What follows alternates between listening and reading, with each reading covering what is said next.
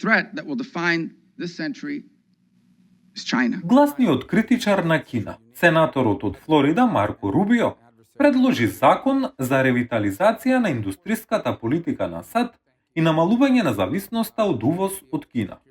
Тој исто така го поддржува од повикувањето на трговските предности доделени на Кина, позиција што ја бранеше уште во 2022 година.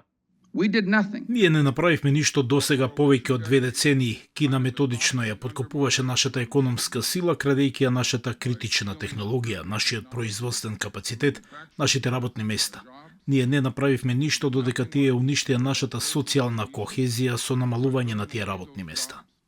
Сега позициониран да стане следниот врвен американски дипломат, Рубио се залага за зајакнување на глобалните партнери против, како што вели, растечката економска и воена агресија на Кина.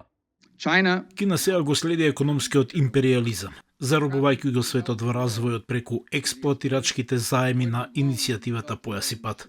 Тие сега се неизбежен агресор на нашите сојузници, нашите партнери во места како Тајван, Јапонија, Индија и на други места. Како лидер на двопартиската Конгресно-извршна комисија за Кина, Рубио ги поддржа продемократските движења во Хонг Конг. Тој подоцна беше санкциониран од владата во Пекинг за, како што рече Кина, негова вмешаност во прашања поврзани со Хонг Конг. Рубио, исто така, се заложи да се забрани увозот поврзан со принудна работа во Ксинџијанг и да се прошират санкциите за одговорните за кршење на човековите права на ујгурите.